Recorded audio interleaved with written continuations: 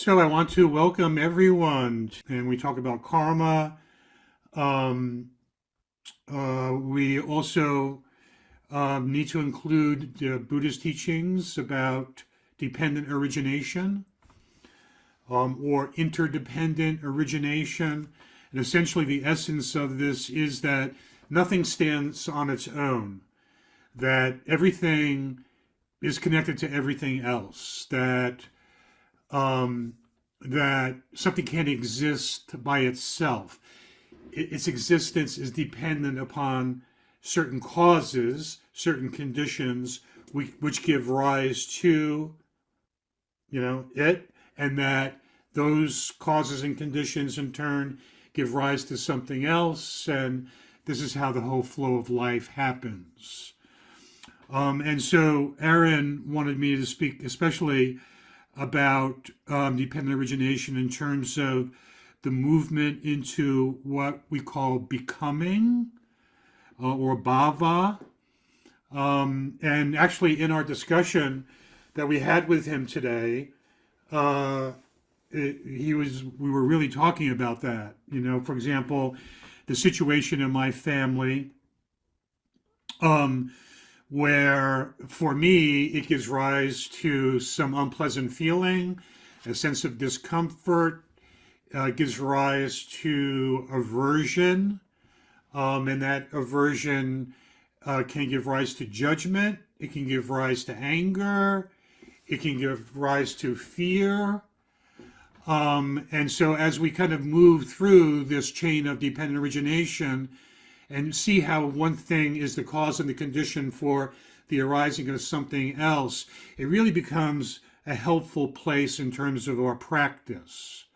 Because this is not something theoretical, this is something which is happening in real time for us. And as we kind of move along this chain of dependent origination, then oftentimes what happens is it moves into the sense of the becoming of self, or the becoming of I or me, or the solidification of self. So I want to just share with you something that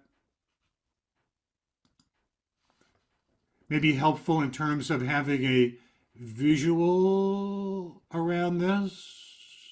Okay, so this is the chain of dependent origination. It has 12 links to it, beginning with ignorance and karma formations, rebirth consciousness, the manifestation of our mind and body, which is where we can start right now, which is, each of us inhabits both a mind and a body, namarupa, and we have sense bases, the eyes, the nose, the ear, the mouth, the body itself, the mind itself is also a sense base. So the sense bases, so mind and body conditions sense bases conditions contact and perception.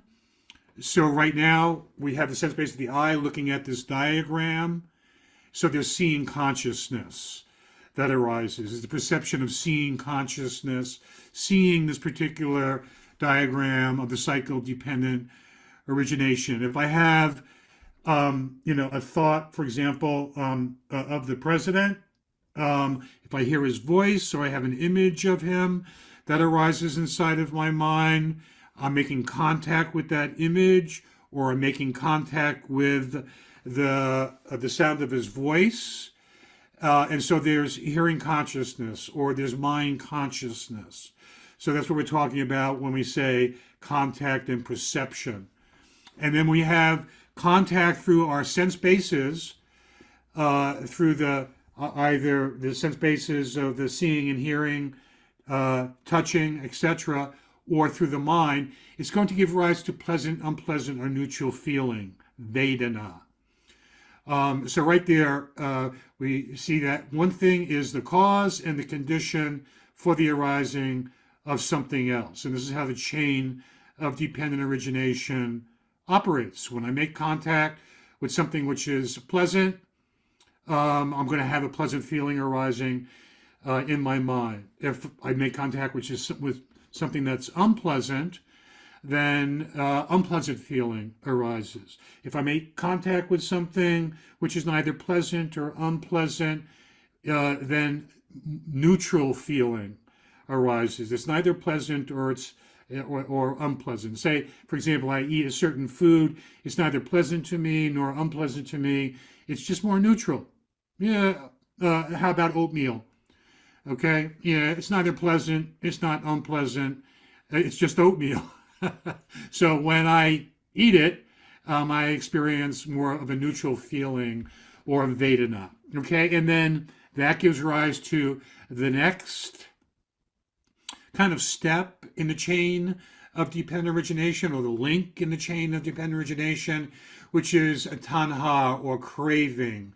So when I make contact with something which is unpleasant in my experience, it gives rise to a sense of discomfort, or disliking, or not wanting, or aversion, or stronger aversion. So when I make contact, for example, with somebody who, presently in my life, when I think of them, or when their name is brought up, or whatever the case may be, and there's that contact, and it creates unpleasant feeling in my mind, then that gives rise to a sense of discomfort that can easily give rise to a sense of disliking and aversion.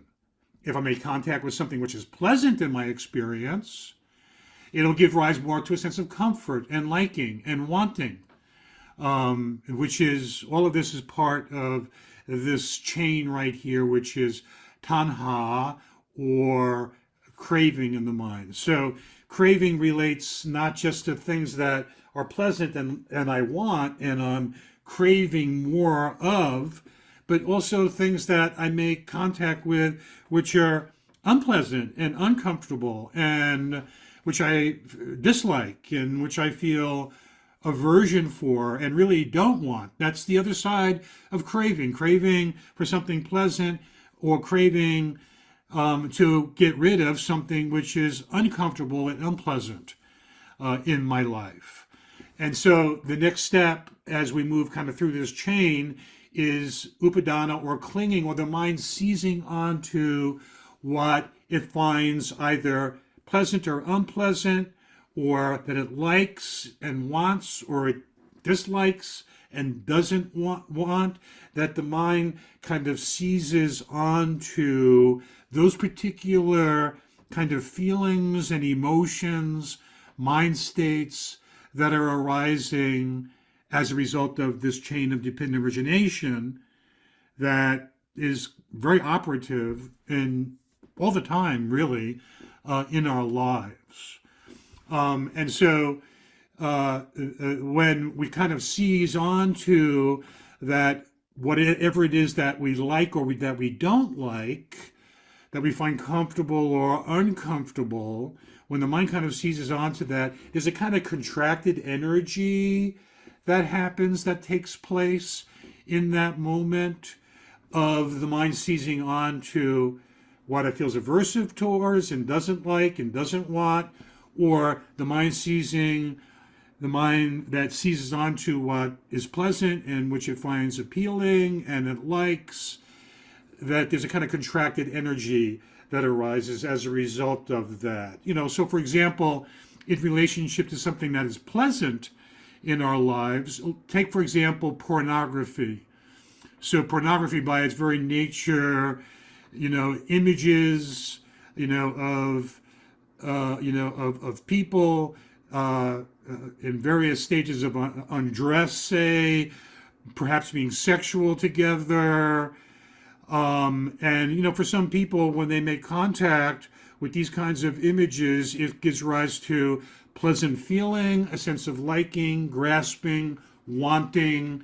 And then as the mind seizes onto all of these feelings, vedana and tanha, as the mind seizes onto the pleasant feelings and the sense of liking and wanting, craving, that there's also a sense of contracted energy or tension which arises not only from what we make contact, which is unpleasant in our experience, but in mind and body, but also what is pleasant in our experience. And so when that happens, when there is that kind of contracted, energetic experience where the mind is kind of seizing onto what it wants and what it doesn't want, what it likes, what it doesn't like, then we start to move into what we call bhava. So bhava means the becoming of the sense of I or me or mine. And that's what we want to start to pay increasing attention to, especially as we talk more and more about duality and non-duality, that it's really, really helpful to see where we start to move into this sense of self, separate self. Because when there's contracted energy around what we like and what we don't like, what we want and what we don't want, and that grasping or aversion becomes stronger and stronger, then the sense of self becomes more solidified in our experience. But it's a movement. It doesn't happen on its own. Again, there's no separate self. The sense of a separate self, a separate I, me, and what I want and what I don't want is something which is created. It's not something which exists on its own. And so this particular teaching of dependent origination helps us to kind of see how we move into this sense of becoming of self. And then there's jati, which is the birth of self, more of a full-blown sense of a separate self, I, me, and mine. So bhava is the sense of becoming I, self, separate self, me, and then birth is more the full-blown experience of being more in that dualistic sense of a separate self, kind of really much more solidified in that sense of a separate self.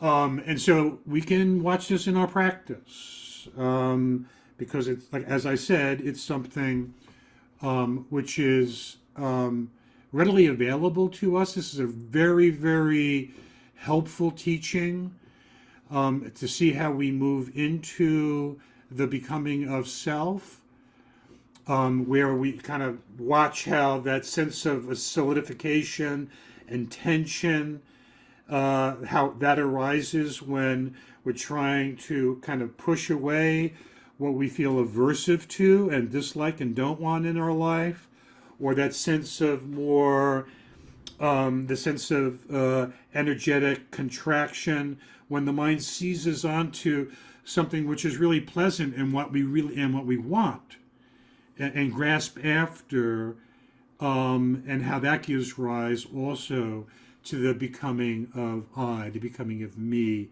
the becoming of mine.